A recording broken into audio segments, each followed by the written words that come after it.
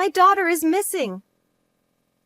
Together with my husband, I came to the 1-month checkup for our baby. However, the nurse took our daughter away and hasn't returned. Frantically searching the hospital, a person stood before me. You need to escape too. To my surprise, it was the nurse who had taken charge of our daughter. She forcefully grabbed my arm and started running. She seemed frightened by something. Wait! Where is my baby? In response to my question, the nurse revealed a truth I didn't know. And I realized the true meaning behind her actions, leaving me stunned. Little did I know that this was just the prelude to the nightmare I would experience later. At 28, I gave birth to my daughter Maria and was on maternity leave. My husband, Nicholas, a senior bank employee, and I were very close. I love everything about you. Your full name sounds amazing, so let's keep it as is. Even after marriage, I kept my maiden name to avoid the hassle. We were blissfully happy, but I couldn't help but be curious about Nicholas's secretive side. I can't share much about my job. There are confidentiality obligations. He always evaded questions about where he worked and what he did. Given the strict privacy rules, I didn't press further. We both had enough to live comfortably, and I planned to return to work, so I didn't dig deeper. Little did I know that this was a grave mistake, one I'd regret deeply. At that moment, I had no idea the cruel events that lay ahead. One morning, I had just sent Nicholas off to work, and our 1-month-old daughter Maria was sleeping peacefully in her crib. Bang, bang, bang. The sound of someone pounding on our apartment door echoed through the room. Maria might wake up. I hurriedly opened the front door, only to find a thin, unfamiliar woman standing there. Her hair was bright blonde, but the roots were reddish, and the dry ends seemed to reflect her lack of composure. As soon as our eyes met, she began to panic. I can't work anymore. Please forgive me. What's going on? Who are you? Despite my questions, she continued to cry and scream, making it nearly impossible to understand her. I don't know you. I think you've got the wrong person. Terrified by her intensity, I forcefully closed the door. Still, she remained outside, sobbing and repeating apologies. Should I call the police? Just as I reached for my phone, I heard a thud from the mailbox. The woman blurted out, I can't take it anymore. Tell him to contact me. And then disappeared. Tentatively, I checked the mailbox and found a business card inside. On it was the name of a place where a man and a woman might have drinks together. Could it be, was Nicholas having an affair? Did that woman confront me because of him? For a moment, those thoughts raced through my mind, but I quickly dismissed them. Nicholas would never do such a thing. Still, I couldn't shake the unease all day, and eventually, I had to ask him. He's always coming home late, but he wouldn't be seeing someone else, right? That night, when he returned from work, I cautiously broached the subject without mentioning the woman's visit. Nicholas seemed genuinely surprised. What's going on? Why the sudden question? I just wondered if you were getting tired of me. It was just a passing thought. What are you talking about? I'm head over heels for you. I don't talk to other women in private. He smiled gently and hugged me. Yes, that's right, the woman must have visited the wrong house. Relieved, I still couldn't bring myself to show Nicholas her business card or throw it away. Instead, I tucked it into the kitchen drawer. About a week later, something happened.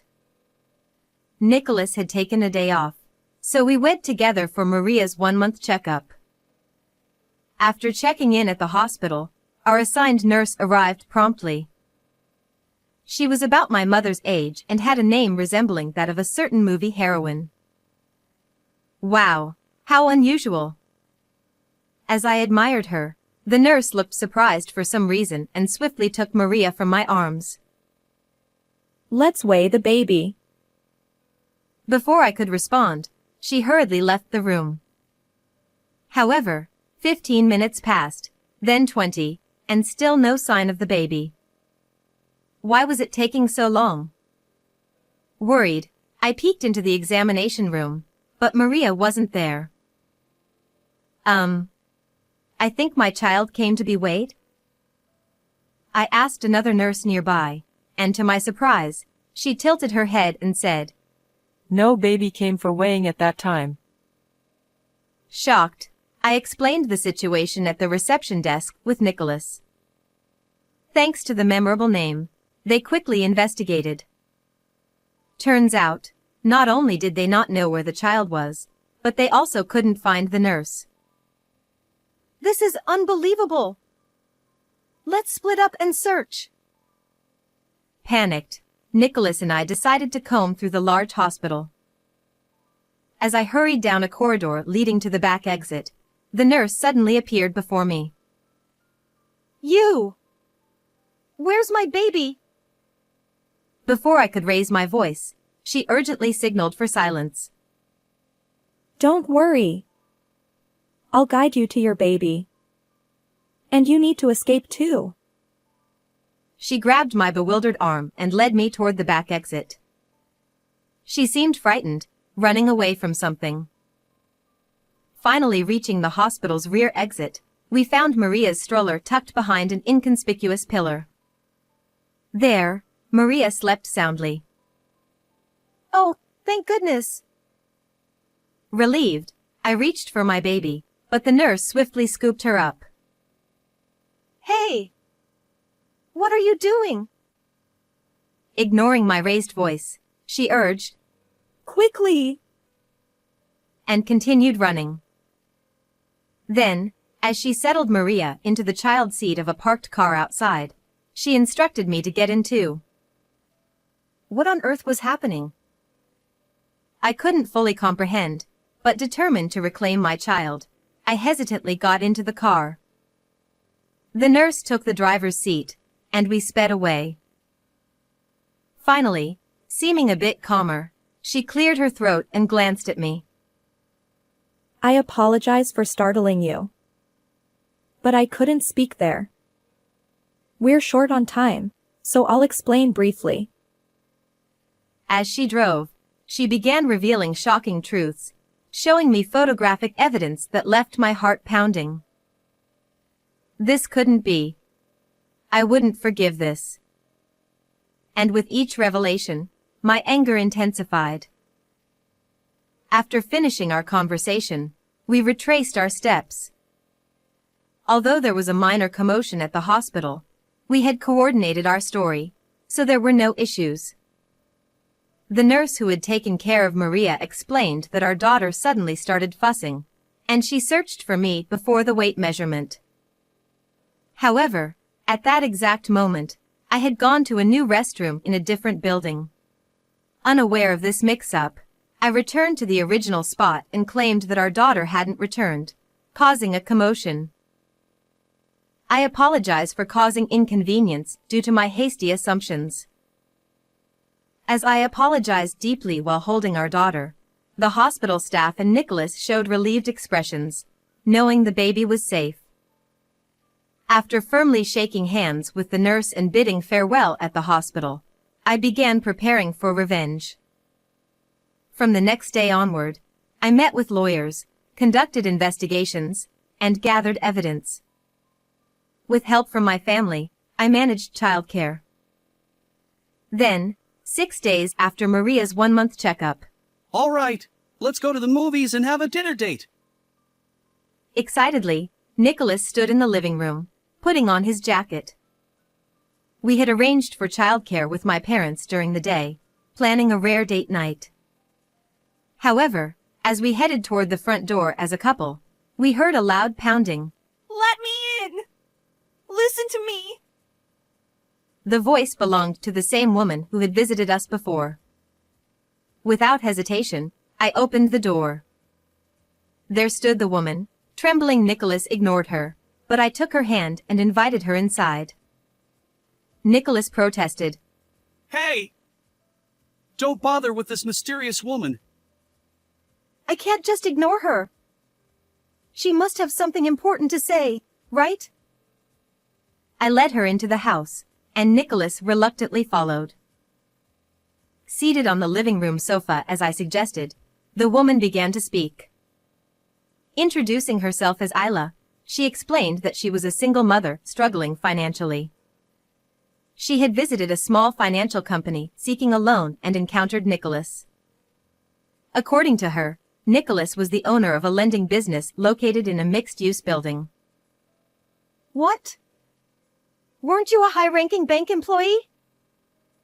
I exclaimed, shocked. Nicholas waved his hand in front of his face, denying it. What are you talking about? I'm certainly not some petty moneylender. But Isla stared coldly at him and continued. She felt favorably toward Nicholas, who kindly listened to her debt concerns. He advised her to borrow a large sum up front to reduce repayment amounts. It's a great deal.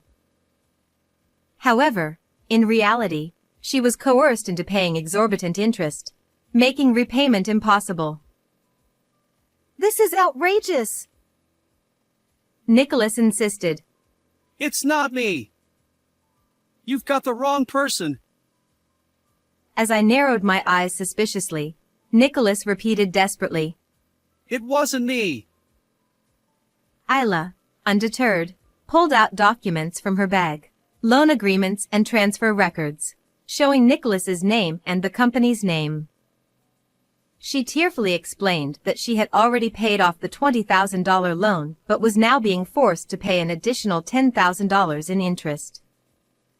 When she couldn't comply, she was coerced into working at a nightclub from evening until dawn, as evidenced by her diary entries. The truth revealed by Isla left me trembling with anger. Using debt as an excuse to force such unreasonable labor. Try putting yourself in their shoes. I trembled with anger at the appalling story. Perhaps feeling cornered, Nicholas raised his voice even louder than mine. I'm a top-notch banker. She's lying. Loan agreement? She even went to the trouble of creating such elaborate fake documents. According to Nicholas, he met Isla at a nightclub during a business engagement. Since then, she had been stalking him. Isla spread rumors that he was wealthy and worked for a major bank, saying, "He'll definitely make something of me." I kept quiet to spare you worry. After all, our child is still young. Regret washed over me as I looked at his apologetic expression. This is the perfect opportunity. Don't ever appear before me again. I want no further involvement. He glared at Isla, shouting. To think all this happened. Can I trust you? I asked Nicholas, and he nodded confidently, embracing me. Isla stared at us with a piercing gaze. Ignoring her, I discreetly retrieved a piece of paper from the living room shelf. Could you write this just in case your claims turn out to be nonsense? I playfully handed Nicholas a divorce consent form. Suddenly, Nicholas froze, as if confronted with a terrifying document. You won't even sign a consent form? You lack the courage? I showed my disappointment, and he snatched the paper, flustered. No way. Trust me. Writing a consent form is a piece of cake. I hesitated because I thought that would satisfy you.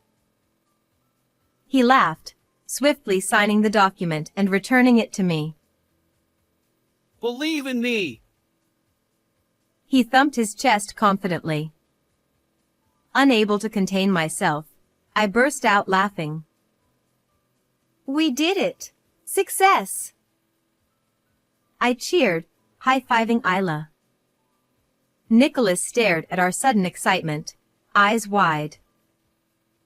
You fell for it completely. We've exposed everything. I spread a pile of photos from a bag on the table. The photos depicted Nicholas frequenting a dubious financial company within a mixed-use building. They showed him taking multiple women to nightclubs, making them work, and withholding their wages after their shifts. Capturing the desperate pleas of these women and his heartless actions made me feel nauseous.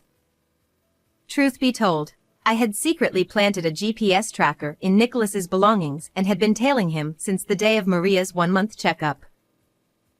While Maria stayed with my parents, I gathered evidence, discovering that Nicholas ran a ruthless loan shark business. You're no bank employee. I knew it 5 days ago when Isla told me. What? I confronted him with a furious expression. In fact, when Isla first barged into our home, I had used her business card to find her and hear her side of the story. Armed with the facts she provided, we staged this performance together to seek revenge. Fabricating lies and even calling Isla a stalker. Unbelievable. I said, and Isla nodded in agreement. And 6 months ago, you were already using aggressive collection tactics at the hospital. I recalled the story the nurse I met during Maria's one-month checkup shared with me in the car. Surprisingly, she was an eyewitness to Nicholas's aggressive debt collection tactics. About 6 months ago, a woman covered in bruises was urgently brought in for treatment due to overwork caused by being forced to work relentlessly. While doctors and other staff tried to intervene, Nicholas and 2 other men burst into the room, shouting at the woman, Pay your debt! Running won't help. I'll chase you to hell. They even threatened her, saying, If you can't work to repay the debt, we'll use your life insurance. Eventually, before the police were called, Nicholas and his companions left the scene. However, the nurse remembered his face vividly.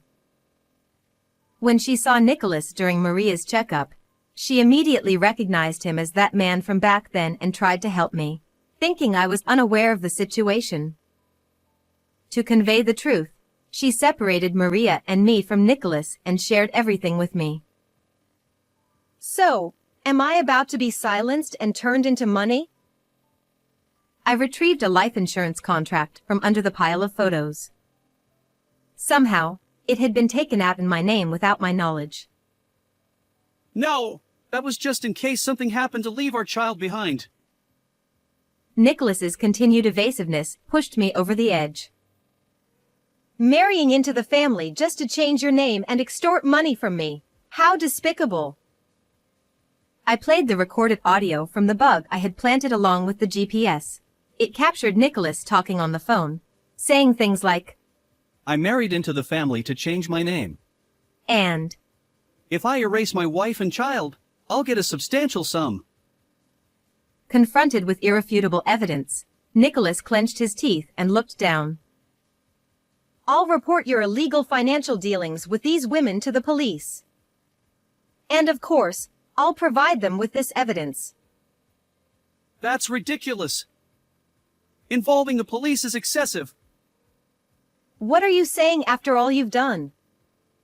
Emotional distress compensation of $10,000, child support of $150,000, totaling $160,000.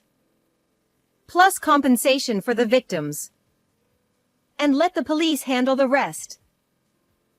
I glared at him with contempt, and Nicholas, teary-eyed, bit his lip. But, I won't agree to a divorce. I'll haunt you forever.